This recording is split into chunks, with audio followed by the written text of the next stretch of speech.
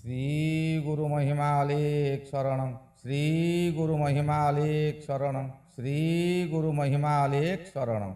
गुरु कृपा YouTube channel तरफरु आपण मानकु स्वागत जनाई आरंभ करुछि 2024 मसीहा मई मासर मासिक राशिफल।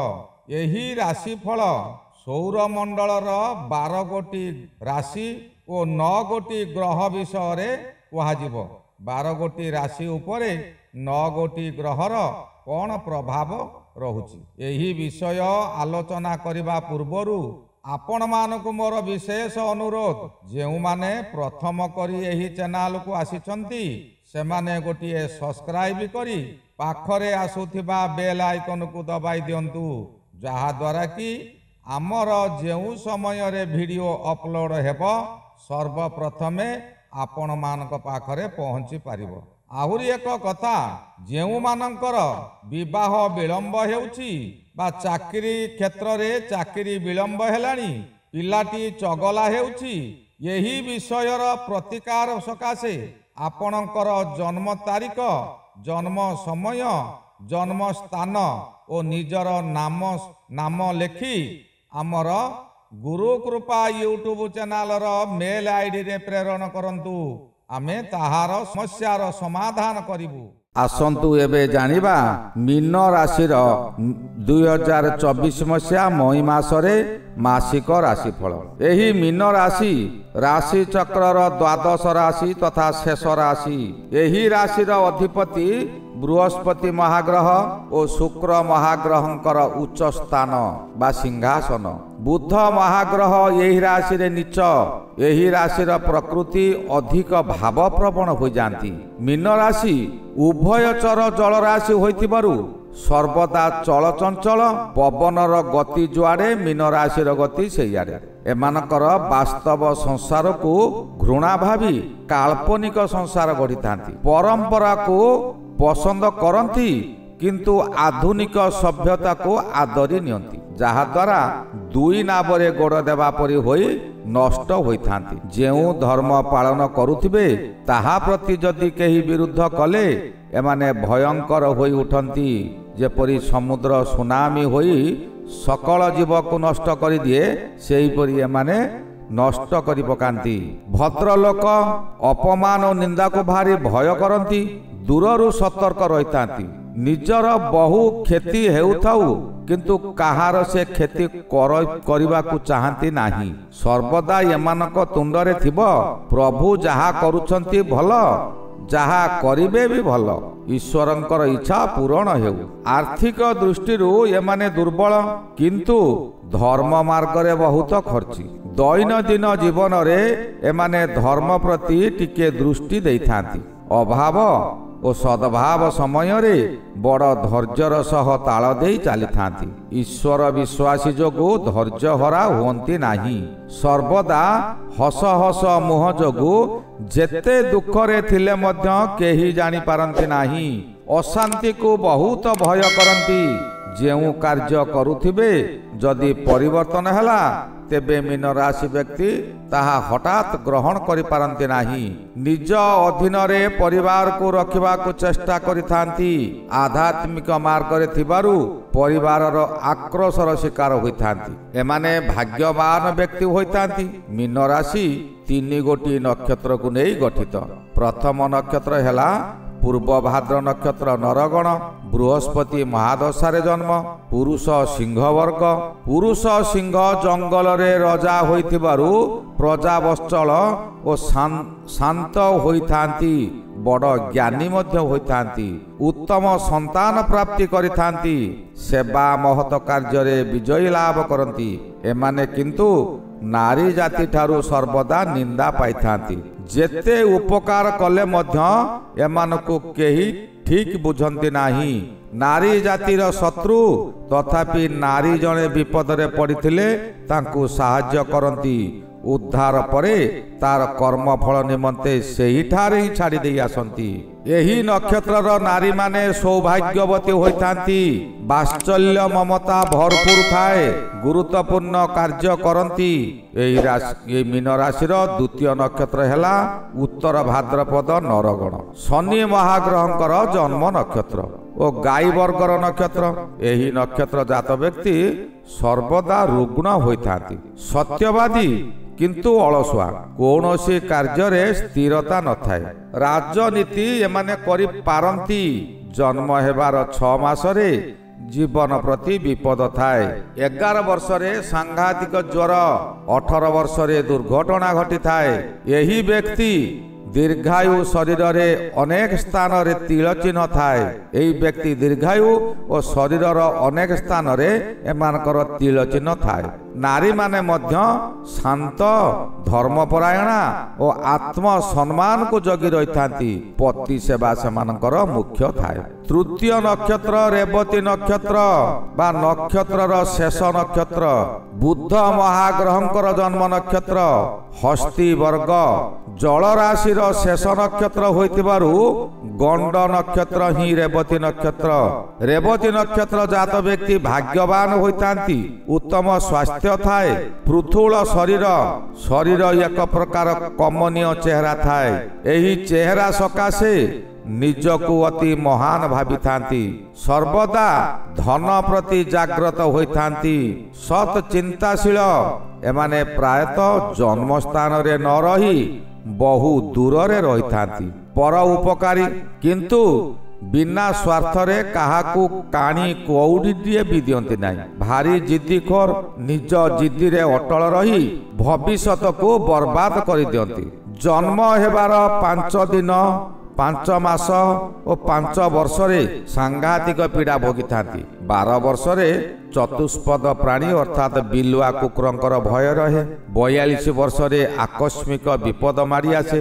60 वर्षरे ज्वर हुए और 84 वर्षरे मार्क थाए। मीन राशि शुभ संख्या 2, 7 और 9। शुभ बार रविवार, सोमवार, मंगलवार। शुभ लग्न कर्कट लग्न, तुला लग्न, धनु लग्न और कुंभ लग्न। शुभ ग्रह रविवार, चंद्र और मंगल शुभ ग्रह। शुभ ग्रह रवि ग्रह, चंद्र ग्रह और मंगल ग्रह।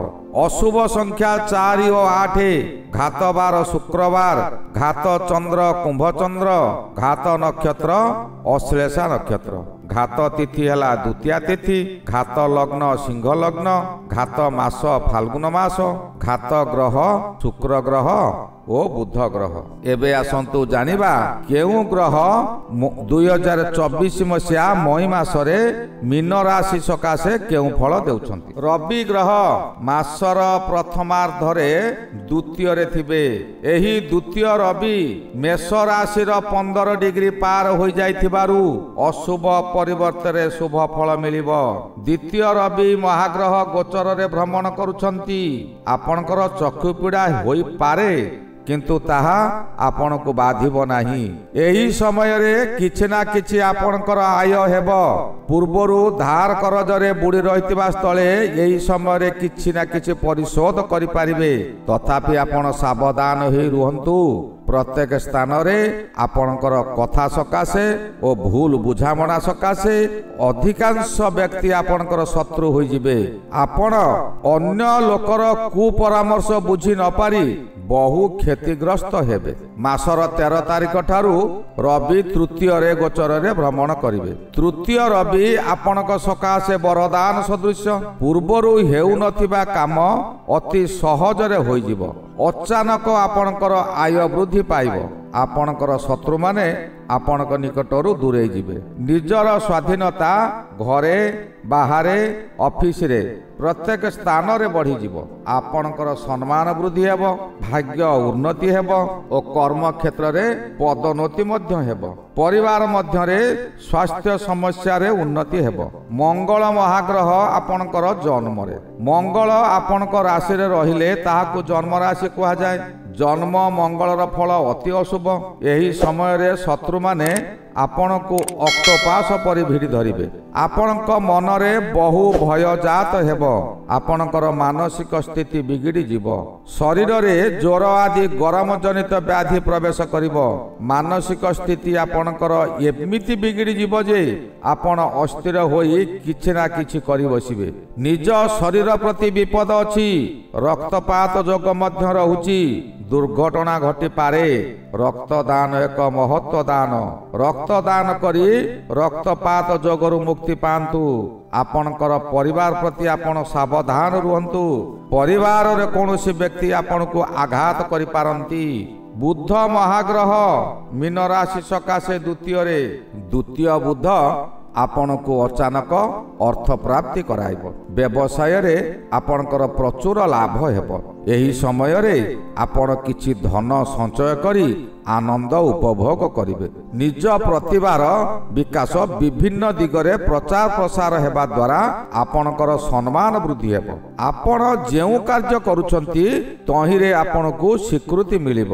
ଆପଣ ସୁଖରେ ରହିବେ। ବୃହସ୍ପତି ମହାଗ୍ରହ ମଇ ମାସ 2 ତାରିଖ ଠାରୁ ତୃତୀୟକୁ ଗମନ କରିବେ। ତୃତୀୟ ବୃହସ୍ପତି ଅଶୁଭ, କିନ୍ତୁ ମୀନ ରାଶି ବୃହସ୍ପତିଙ୍କର ଅଧିପତି ହୋଇଥିବାରୁ ଅଧିକ ଅଶୁଭ ଫଳ ଦେବେ ନାହିଁ। ତଥାପି ମେ ମାସରେ ଅଶୁଭ କି ଶୁଭ କିଛି କରିପାରିବେ ନାହିଁ। ତାଙ୍କର କ୍ଷମତା ମଧ୍ୟ ନାହିଁ। ଶୁକ୍ର ମହାଗ୍ରହ ମୀନ ରାଶି ସକାଶେ ଦ୍ୱିତୀୟରେ ଶୁକ୍ର ଗୋଚର ଭ୍ରମଣ କରୁଥିବା ସମୟରେ ଆପଣଙ୍କର ମାନ ସମ୍ମାନ ମିଳିବ। ଏହି ସମୟରେ ବ୍ୟବସାୟ କରୁଥିବା ବ୍ୟକ୍ତି ବିଶେଷ ମାନଙ୍କର ପ୍ରଚୁର ପରିମାଣରେ ଲାଭ ମିଳିବ। ପରିବାର ମଧ୍ୟରେ ସୁଖ ଶାନ୍ତି ବଜାୟ ରହିବ। ଏହି ସମୟରେ ବହୁ ବଡ଼ ବଡ଼ ଧନୀ ବନ୍ଧୁ ପ୍ରାପ୍ତ ହୋଇ ତାଙ୍କ ଦ୍ୱାରା ଆପଣ ଲାଭାନ୍ୱିତ ହେବେ।